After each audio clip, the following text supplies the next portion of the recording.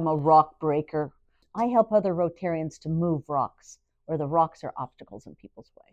Projects start with a Rotarian who has an idea and gets others to come together, other Rotarians, other clubs across the district, collaboration across the communities to make things happen. None of us should be doing it alone, but collectively, we've got the power with us. Collectively, as Rotarians, we come together. Welcome to District 5100. I'm Nadia Sheikh, a Rotarian of Beaverton Rotary, and I'm here with District Governor Renée Fontenot. We're going to go over who the District Governor is, her plans for the 2026-2027 year, and get to know a little bit more about her and the woman behind the governor. So thanks so much for being here. Thank you, Nadia. I'm glad to be here. Yeah. Looking forward to finding out more about myself too through this. Who are you outside of Rotary? So outside of Rotary, I'm pretty much the same person I am in Rotary, and that what you see is what you get with me. I think I try to be very authentic. I might sometimes talk too long about some things because I get passionate about things. I like to share knowledge. That's part of my background as an educator, but I like serving my community and being involved in my community, and Rotary lets me do that. It's one of my outlets. You mentioned that she felt like a Rotarian before you even became a Rotarian. Would you mind speaking a bit more to that? So I first learned about Rotary as a sophomore in college by reading about it in an ethics chapter in a business text. And I memorized the four-way test because it spoke to me. It spoke to my values. And I knew I would never be a Rotarian because I couldn't be. But the values spoke to me. The four-way test, I memorized it. I have repeated it every day of my life since then. It wasn't until '89 that stone was moved. The obstacle that prevented me from joining Rotary was taken out of my way. It was some years after that before I actually was able to join Rotary. But I have felt like I've been a Rotarian in my heart since I was a sophomore in college. And I'm happy to think that other women might see what I'm doing and go, I could do that too. But I'm a long legacy of women in our district and in Rotary. I guess I want to say you're like a symbol. You're a rock star in a lot of ways. You're really blazing the trail for the younger generation like me, and I'd even say for the older generations as well, to see you in that position as district governor. Well, I'm really fortunate that here in District 5100, we have had a long history of choosing women as district governors. The first women to serve as district governors didn't serve until 1995, after the '89 decision by Rotary International to allow women to join Rotary. But I look at my classmates, my district governor classmates for the Big West, for 30 districts, and we're about 50-50 women. We may be a few more women than men. We had our first Rotary International president, who was a woman, Jennifer Jones, and 2 years later, she was followed by Stephanie Yurchik. There'll be other women who will also become Rotary International presidents, too. When you think of Rotary and your theme for the year, which is great lasting impact and community, you have mentioned a lot about clubs coming together, collaborating and contributing so that we're more visible.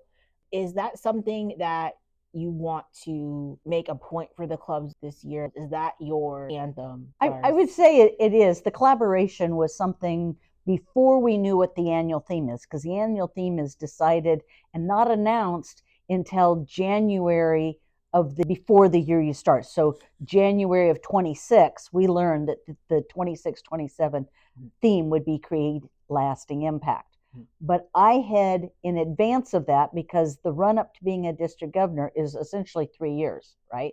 So we are looking now in our district, we are looking now for candidates who will apply for the district governor position in 2029, 30. There's a lot of training that comes with it. So we don't step into this position unprepared, right? So we have the district governor nominee designate who will be selected here before November of this year. At that point, we will have a designate, a nominee, an elect, the sitting district governor, and then the immediate past district governor, and that constitutes the immediate district governor team. And we all are trained all along the way. So it is a process. This is not something you step into lightly and go, oh gosh, I guess I better figure out on Monday what I'm going to do. Wow, that's fantastic. Now that the clubs are getting to know you and you're getting to know all the different projects going on within our district, 5100, we are typically dealing with a lot of youth homelessness. So I'm curious, do you have any sort of call to action that maybe the clubs could find a way to come together to it's a big complex topic. It's not something that's very simple to solve, but I'd love to know your thoughts on how as a district and our clubs can talk. Well, I want to point to the logo here for our district celebration. 7 people here represent the 7 areas of focus, right? And they're really, you can't take those apart. And when you talk about homelessness and youth houselessness and those types of issues, it's touched by all of those, right? Sanitation, maternal and child health, peace is a big one. And I want to take a moment and just recognize that we are the leading peace district in the world, and it's because of a past district governor who saw the vision to create the Peace Builder districts, Mike Caruso, who unfortunately we have just lost, right? But he's an example of how projects start with a Rotarian who has an idea and gets others to come together, other Rotarians, other clubs across the district, collaboration across the communities to make things happen. And that's how we've got to address the issues that you spoke of as well, is that it's not a single club's issue. It's all of ours issue. And we've got clubs that are doing pieces that touch all of that. And we can enlarge that by inviting others in our district to join us. And maybe we do it together in the same place and time, and we take the model and we replicate it across our areas. And we show our leadership by helping another club take on similar projects, and we share, right? One of the great new projects that has come to our district came because of Rotary International Conference in Calgary. When Alan Bacharach, who is of the Portland Pearl Club, heard the presentation, as we all did, it was a plenary session, but all of us there, on the HPV virus and how in Alabama they had started a campaign to educate, to bring awareness, and then to vaccinate minors so that they can eradicate the virus or the cancer that is caused by the HPV virus. It is something we can stop. And so he came out of that session and he approached me and he said, we can do this in our district. And he has taken that on, and Nancy Boyle has joined him and others have joined him.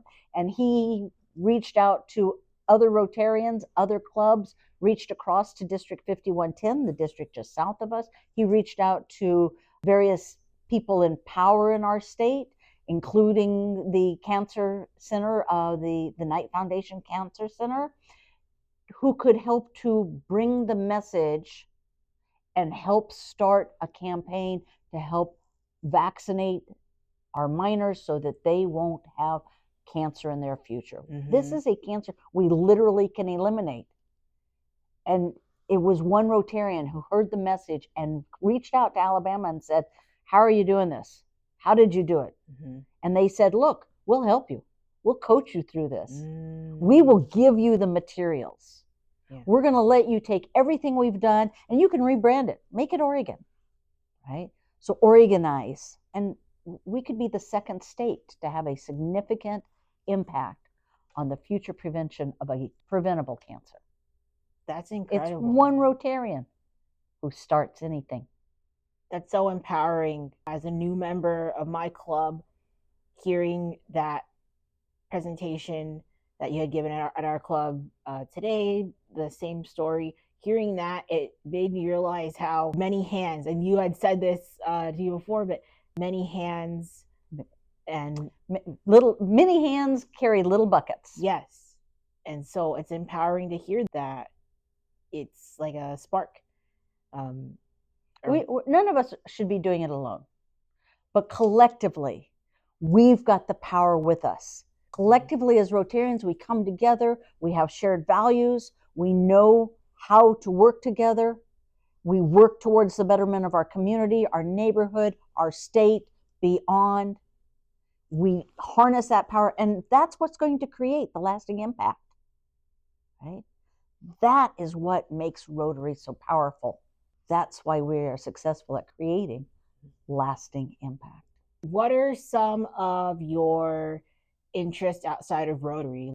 So on a personal level, I like to do woodworking. I took shop, was one of the first women in Montana to take shop in sixth, seventh grade. And I've been doing some woodworking ever since. I'm a member of the Guild of Oregon Woodworkers. So when I get a chance, I like to go work at the Guild and work on various projects there. I like being outdoors. I was born in Oregon. I was raised in various places, including here and in Montana. And so I had the experience of being outdoors and enjoying nature. I love to be in the water, a lake, a creek, a stream, the ocean. I like being in the forests. I like being on a hill, a mountainside. So that's how I like to spend my time. You have like this other aspect of you that's also very grounded and very authentic. And I think that shows up in how you present yourself and how you navigate your role as a district governor. Do you have time for some lightning round questions? I have time for you. Tea or coffee? Yes. I probably drink coffee about 40% of the time and tea 60% of the time. Are you a fan of sweets or savories? Oh my goodness, the answer is the same. Yes. I think that probably spicy things, savory things, but I also love a really good dark chocolate. So I'm not gonna lie, dark chocolate, but not, well, maybe with chili. That's not actually that bad either. That's pretty good, actually. That's pretty. Dark chocolate ice cream with habanero. That's pretty good. So now I have to try these things out. Summer or fall? Summer. Now that I live in Oregon, summer.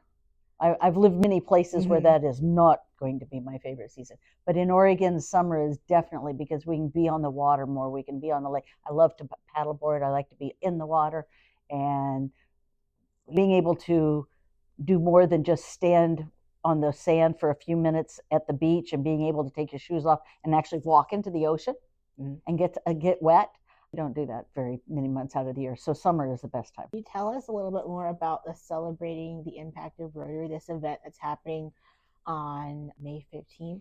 I'm really excited because I start planning the year by looking at the end. What's the end goal, right? As a strategist, what's our goal?